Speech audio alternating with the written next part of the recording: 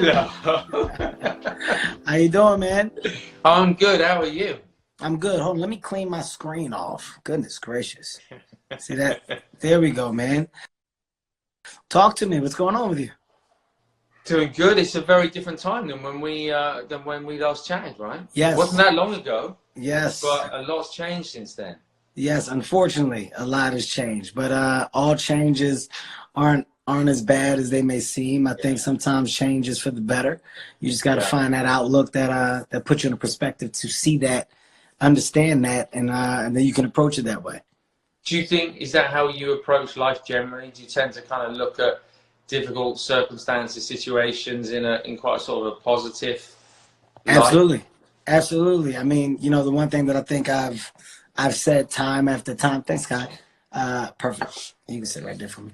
The one thing that I think I've said time after time again is that, you know, regardless of what's thrown at me, you know, in life, it's my job to find a way to navigate around it, or maneuver around it for the best way for me. So, you know, having that positive outlook and just kind of being strong-minded enough to say, you know what, this isn't as bad as it could be. It could definitely be worse. Things could be worse. So let me look at the bright lights within this dim room. Let me find them. And now that I've found them, let me hold on to them and figure out how to elevate, how to improve. It's literally what I've been doing for a long time now. Very, very long time. Do you, how much does that, you know, obviously, you've got a family. Mm-hmm. How does? Oh, by the way, congratulations! Because I think that I got another bundle of joy. Another one on the way. How many is that now? I'm having 4 kids. 4 kids. You're a brave man, Mr. Hart. Yeah, 4 kids. Very, very loud household. Very loud household. How do you go about explaining or maybe not explaining, but chatting about, exploring what's going on with your kids? You know, I'm very upfront. I got a teenager, and I got one that's on his way to becoming a teenager. I think the biggest and best thing is communication. You know, you want to communicate, and through communication, you realize that your kids are a lot smarter than you may realize. Your kids are aware, and I mean the internet today gives them access to so much, so they get to see it anyway, so they can hear it coming from you, or they can try to figure it out based on what they see and piece that puzzle together. You know, for me, I just find being direct and informative. Look, this is something that we're going through globally. This is a real pandemic. If you guys aren't aware of a pandemic or what it means, here is what it means. Here's where this pandemic is being highlighted, and this is why. So because of this, we now have to change the way we maneuver and operate differently. We have to be extra clean. We got to be extra aware. And it started off by just being conscious when we were out of, you know, door handles and, you know, metal and touching things and just rewashing your hands time after time again, not touching your face, not shaking as many hands. And then it grew to now, let's take the social distancing seriously. Let's really confine ourselves to our household and take this time to love each other more, but talk more, get to know each other more. You know, take our communication to another level. Is that, because it's been really interesting talking to different families. For some families, like unexpectedly, this has turned out to be like a really special time where they've come together. They're in admittedly those situations, you know, in those households, they're in situations where their jobs are safe and, you know, they're able to kind of, you know, be together and yet not maybe kind of too stressed out. In other households where things are really melting down, a lot of people in a very small space. Yeah. And things are getting fraught pretty fast, right? I saw a post, and hello to everybody. I'm looking at the comments, and just people saying, hey, hello to everybody. Hi. What I think I saw that really shined a light on just my outlook. I saw a post where they quoted, you know, Nelson Mandela and what Nelson Mandela, you know, endured and went through. My wife showed it to me. That's where I saw it. And, you know, it said for over 20 years, Nelson Mandela was, you know, he was in a cell alone by himself, you know, no one to talk to. That was the, you know, the ultimate level of your quote unquote quarantine, without it being called a quarantine. You know, as people, what are we complaining about and what can we not do? This shall pass and we can get through it together. So it was, you know, it was pretty dope to just see and hear, you know, a different perspective on it, and take that perspective and use that to highlight the way of thinking for your family. Guys, this is why we're going to do this, and this is why we shouldn't complain. This is why we don't have a reason to complain. So there's tons of those out there if you want to find them, to show you that, yeah, you know, if your household got a little loud, got a little difficult, it ain't the end of the world. It's definitely not the end of the world. What's the stuff that's going on? I want to ask you about humor in a minute. Humor in this space, when things are difficult. Often, you know, it's where a lot of humor kind of comes out of our difficulties, our challenges in life. How, for you, kind of, is that happening kind of in the moment? Do you find yourself, is that part of your coping mechanism? Is it part of the way that you relate to the people around you? Are you finding it as a source of like creative inspiration?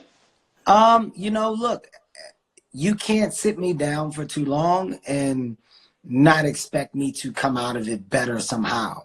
Sitting me down for this long, you know, you're giving me time to write. You're giving me time to think. You're giving me time to create on another level. So when it comes to my funny, you know, I got 20 plus years in this business now. So my funny is broken down on so many different levels now. So it's not just about me being funny. It's about finding funny that I can provide globally. You know, what are the IPs that I can create right now?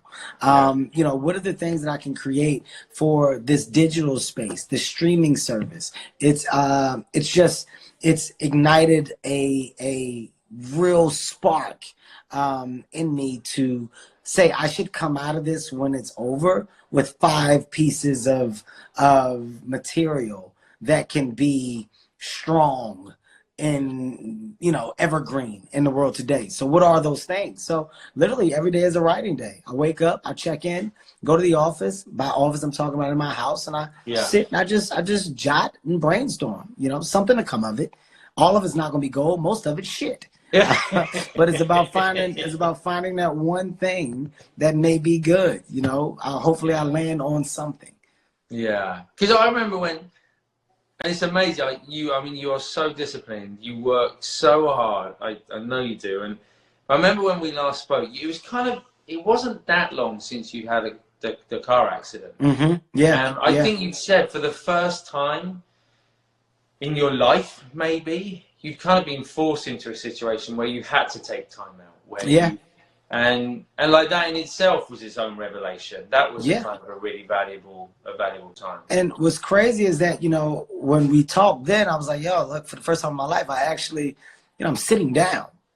And I don't sit down. This is the first time that I was actually sitting down. I sat home. You know, you're talking between 4 to 6 months. I was home, not doing nothing, recovering, getting better, you know, rehabbing. And I was just home. And when I was home, I got to be more present, more conscious of my household, much more familiar with why this is an important time for me. And it was, Kevin, take advantage of this. Don't look by this. Don't just speed by this moment. This is important. This is something that was supposed to happen. And now because of it, look at the connection between me, my wife, and my kids. It's at the all-time high. And now, you know, when I just step back out to work. I just stepped back out. I was, we were filming.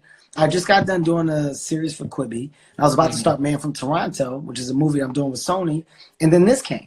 And when this came, now I'm back and I'm sitting down again. So, you know, where it could be looking at like, damn, what the fuck, man? It's not. I'm like, you know what? I'm not fighting this. It's obviously supposed to happen. So I'm not fighting the universe. I'm not fighting that man upstairs. You know, I'm gonna go ahead and I'm gonna take whatever this is, and I'm going to try to open up my eyes enough so I can see whatever lesson that's trying to be taught to us all. We're all being. This is something that's happening, and we're never going to truly know why. Mm-hmm. But if we search for a positive why, it'll be, if we all come out of it better, then we're going to look back at it like, hey man, thank God that shit happened. Our world was on a crazy downward spiral to something that we don't want to be or didn't want to see.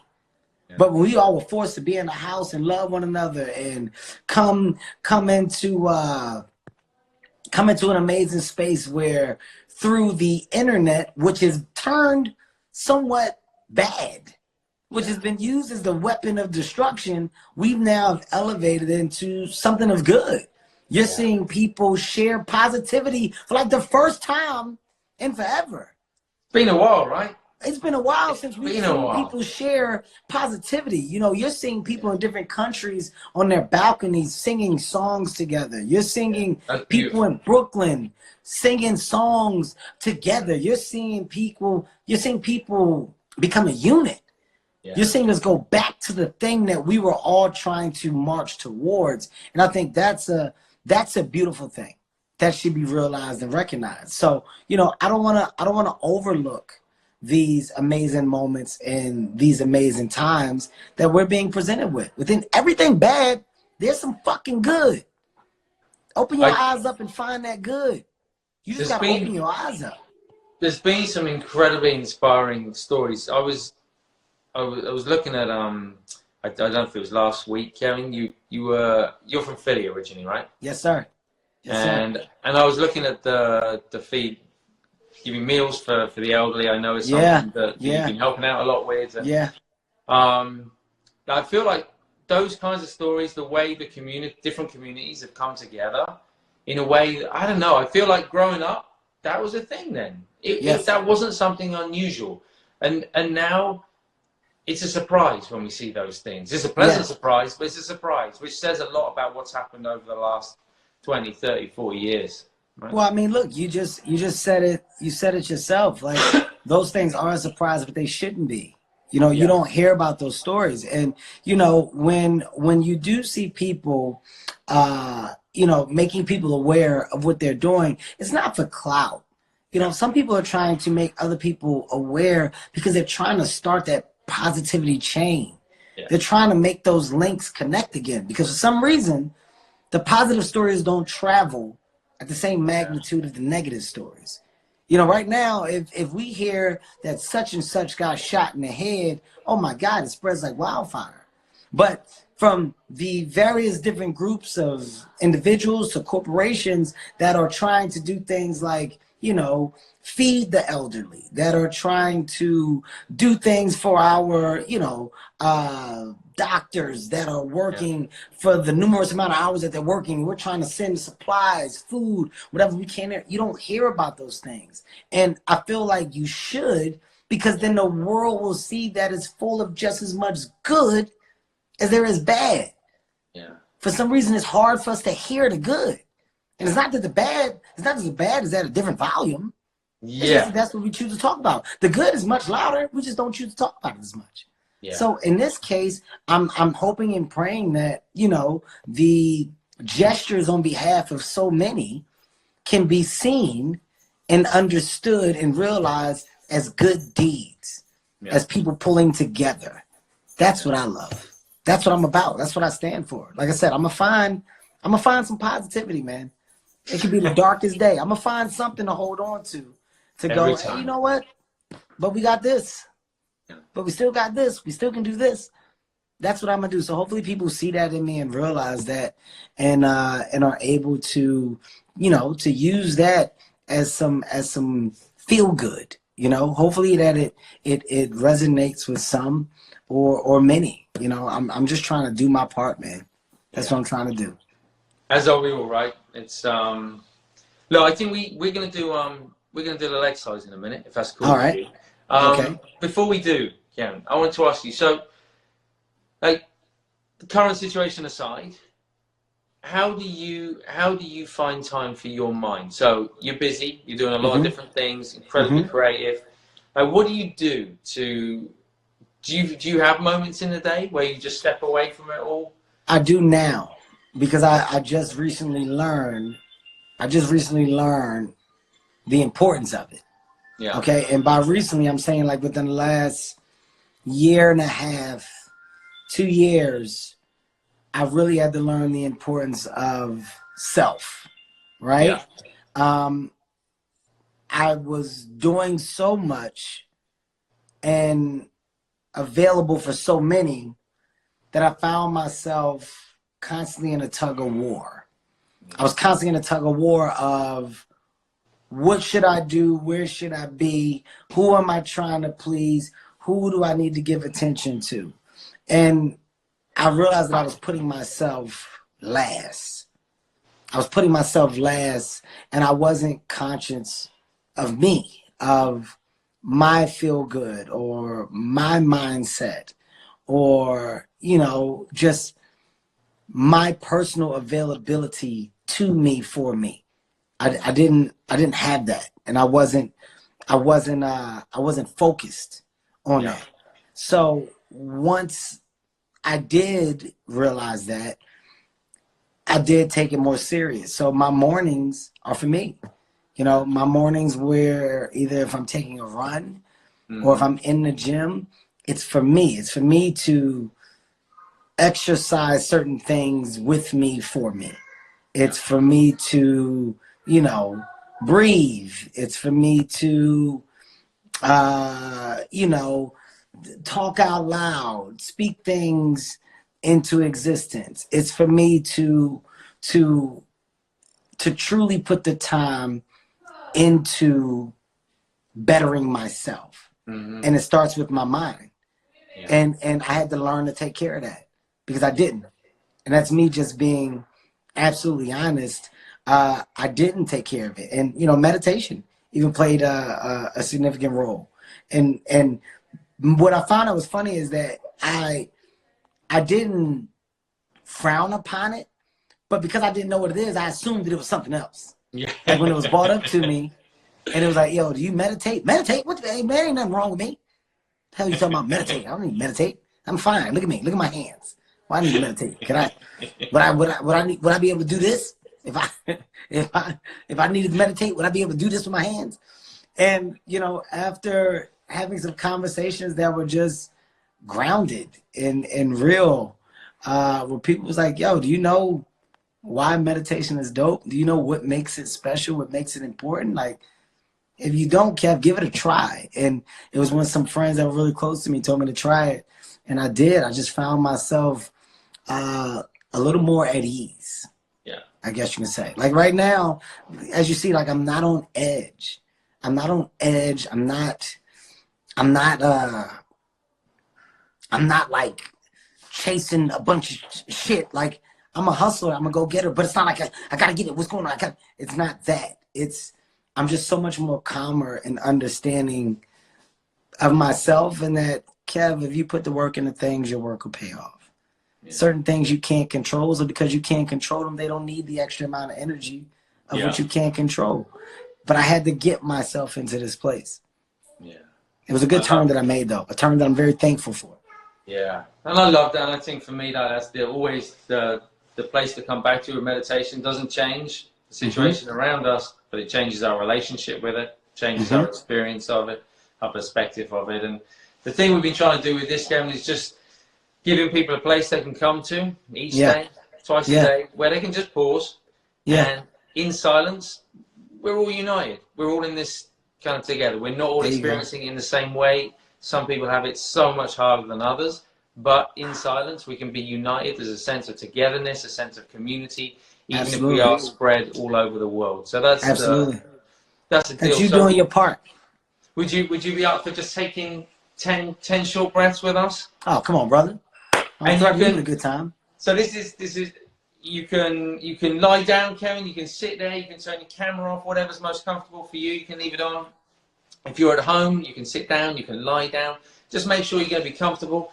Just for the next minute. Okay. And we're going to start in the usual way. So we're going to start off with the eyes open. Eyes open first. We're going to start with the eyes open and a really soft focus. It's like you can just see the whole space in front of you, but without moving the eyes. And we're going to take one big deep breath, breathing in through the nose. And as you breathe out through the mouth, just gently closing the eyes and just pausing, just enjoying that moment of having stopped, having nothing to do, nowhere to go. Just checking in with the body, notice how the body feels, any sense of comfort or discomfort in the body. And then just slowly starting to become aware of the breath, so that rising and falling sensation. So the mind's going to wander, for sure. We see it wander, it's okay.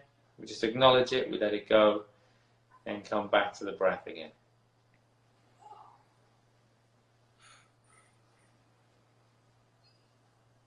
So know that when you're doing this, it's not about stopping thoughts. Just let the thoughts come and go.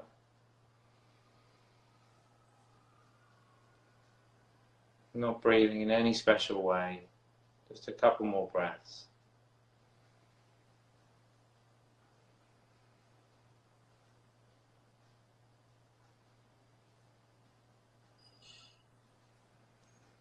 And then just gently bringing the attention back again to the body. Back again to that feeling of contact and weight. And then you can just gently open your eyes again. I think I nailed it. Did I nail it? Good man. I think I nailed it. I have some gold stars around here somewhere. I think I nailed it. I'll pop around. I hope all of the people, man, that are in this live, just, you know, if you took nothing from this, hopefully you just took the fact that you just witnessed just a great conversation that's authentic. It's real. And, you know, I think in today's time, these are the things that people need. They just need to see real moments, real people, real things. And hopefully you all take something from it, you know? Let's all come out of this better than we were before we came in. Absolutely. Thanks, Kevin. Thanks so much for joining this afternoon. My guy. Thank you, all of you, for tuning in. We'll be back here, Take 10 tomorrow. More amazing guests. Be well, stay safe, and we'll see you back here tomorrow. Yes, sir. See you then. Take it easy. Bye. Bye. So dope. Yeah. Oh man, this is where I get old. I don't know how to do this. Okay. All right. That's okay. two of us. Here, yeah, just two of us just clicking the screen. We don't know what the hell. Good. Okay. All right, I got it. Take it easy, everybody.